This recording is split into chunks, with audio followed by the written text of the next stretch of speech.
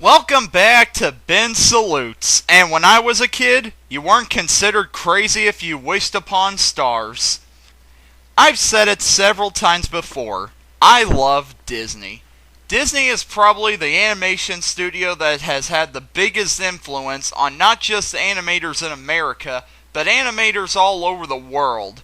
Disney tends to be one of the best things of childhood, but there's a lot of things in Disney that make adults proud to say, "Yeah, I'm a Disney fan. You got nothing on me."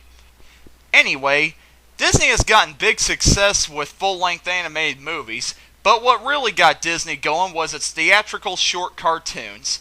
These are the cartoons that starred some of the world's most beloved cartoon characters, and that's what we're going to look at in today's salute.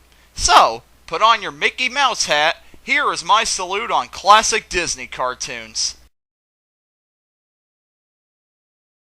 Disney character, let's look at the cartoons that starred Mickey Mouse first. Mickey Mouse got his start in the 1927 cartoon Plane Crazy. However, his breakout role was in the 1928 cartoon Steamboat Willie, and he's been a sensation since then. Mickey's cartoons often center around him living out his normal life in Midwestern America, but then a situation comes up and Mickey has to fix the problem. Most of the plots involve Mickey's girlfriend Minnie Mouse getting kidnapped by some foe, and Mickey coming to her rescue. Mickey started out in black and white cartoons for several years, but then he switched to color, and his cartoons continue to be amazing. It's hard for me to choose which ones I like more, but if you ask me, both have aspects that make them equally great. What I love about the Mickey Mouse cartoons is that they are great pick-me-ups. Cartoons when I need cheering up, which I rarely ever need, and I watch cartoons all the time.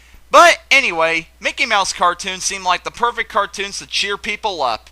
They're very cheerful and happy and always have a nice little ending to them that leads to a positive outlook. Also, another great thing about them is Mickey Mouse himself. That doesn't let anything bring him down, and no matter what, he has a bright side to everything. I'm not kidding. He could be told he has cancer, and he'll say something like, "Oh well, time to keep living." Isn't that awesome? What a great role model for kids. He's probably the reason I become the positive soul I am today. Thanks, Mickey. Also, watching Mickey and Minnie frolic in these cartoons is just sweet to watch. They're such great lovers, and you truly do enjoy watching them. Their romance isn't boring like other cartoon couples, and you actually care for what's happening to them. Aww, what a cute couple. Another great thing about Mickey Mouse is the impact this character had on the world. He not only made Disney popular, but animation popular. We owe a lot to this mouse, because who knows where animation might be if it wasn't for him. Another nice little tidbit is that Walt Disney himself was the voice of Mickey for several years, and Mickey was considered his alter ego. Walt Disney's wife later went on saying that after Walt Disney died, she had a hard time watching Mickey cartoons because he reminded her so much of Walt. Mickey went on to star in over 120 cartoons. Some I would recommend are Steamboat Willie, Mickey's Good Deed, Mickey's Service Station, The Band Concert, Through the Mirror, Mickey's Garden, The Brave Little Tailor, and Symphony Hour. If you've never seen a Mickey cartoon, then what the heck are you waiting for? Check them out and you won't be disappointed. Another one of Disney's most popular cartoon series was the Silly Symphony series. These cartoons featured animated adaptations of fairy tales, storybooks, folklore, and even contained some of its own original ideas. They were created when Carl Stalling, Disney's musical director at the time, asked Walt if he could make a cartoon series that was based around music, and the Silly Symphonies were born. These cartoons featured the magic that Disney is known for, and these cartoons were truly works of art, with most introducing new techniques that would be new to animation. They're the cartoon series that won the most Oscars, and this is back when Oscars meant something. The highlights of the Silly Symphonies are that they have lots of stories that have a sense of magic and wonder in them. Also, they contain Disney's signature catchy musical numbers that'll never leave your head. All I can do is give my recommendations of this series: The Skeleton Dance, The Three Little Pigs, The Old Mill, Three Orphan Kittens, both versions of The Ugly Duckling, The Grasshopper and the Ants, and Mother Goose Goes Hollywood.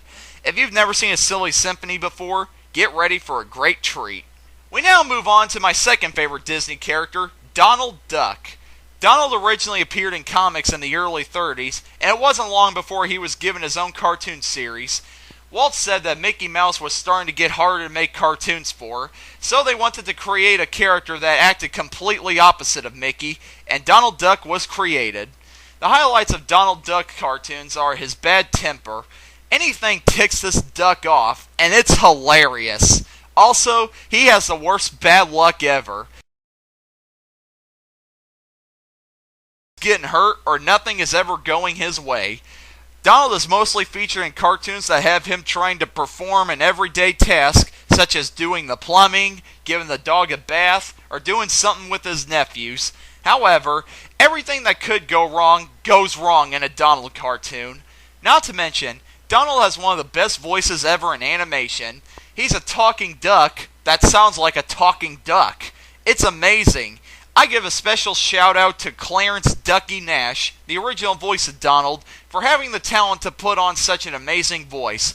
And I give credit to Tony Anselmo, who currently voices Donald and does it just as well. Anyway, Donald Duck was such a success that he starred in more cartoons than Mickey Mouse and became Disney's most popular character. And in the 1950s, when several Disney cartoon series were stopping production, Donald kept going due to him being easy to make cartoons for. Of course, Donald did go through several changes over the years. He went from being an average American to being a soldier during World War II to being tormented by little creatures.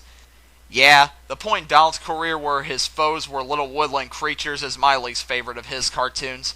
However, the Chip and Dale cartoons were hilarious, and the cartoons are sure as heck better than anything Disney makes these days. Anyway, Donald is another great character that has a bad temper, but we all feel bad for him because he's tired of dealing with life's bullspit. It's not Bugs Bunny's grandpappy.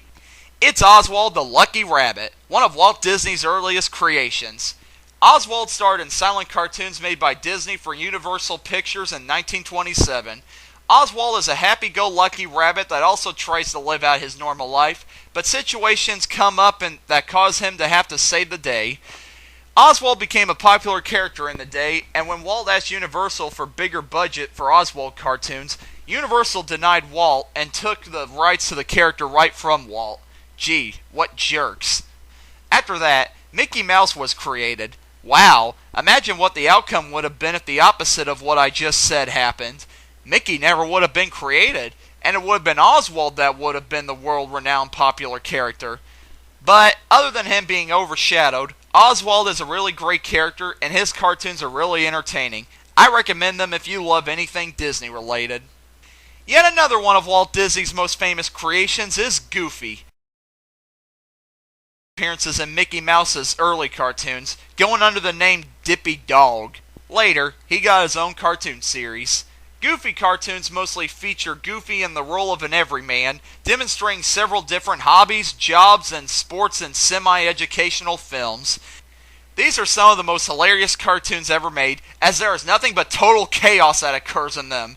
One involved a football game that broke down into anarchy and chaos. Another involved a hockey game where all heck broke loose towards the end of the game. Goofy has to outwit a lion to get his hammock back. Yeah, the Goofy cartoons are awesome. The appeal of Goofy's character is that he's not an idiot. He's just an innocent fellow who's young at heart and tries to live life at its fullest. He's like a combo of Mickey and Donald, having Donald's bad luck, but having Mickey's positive attitude. Goofy is a character we can all love, and his cartoons show it. Some Goofy cartoons I can recommend are Hockey Homicide, How to Play Football, Hold That Pose, 2 Weeks Vacation, No Smoking, Lying Down, and Teachers Are People. One thing Disney did well was when they made cartoons featuring their 3 most popular characters together in the same film. If you thought all these characters were great separately, then wait till you see them all together. These cartoons often featured the boys trying to do a specific job, and they had several different jobs for each cartoon. These were great because all the characters worked well together. Goofy's clumsiness, mixed with Donald's temper, mixed with Mickey's wit, made for entertaining cartoons. there's no question these cartoons are recommended. Another character that got his own series was Disney's canine creation, Pluto. Pluto started out as both Mickey and Donald's dog, but he was soon given his own series of cartoons. His cartoons often featured him dealing with what a lot of dogs deal with, trying to get rid of pests, finding a lost bone, protecting a home, or just lending a helping hand to little kittens. The great thing about Pluto is he's a character that you can fall in love with without him even having to speak. The animation done on Pluto is fantastic, and it helps to make him a great character by use of body language. Pluto's cartoons are great as well, and they truly are perfect cartoons for anyone who's ever owned a dog.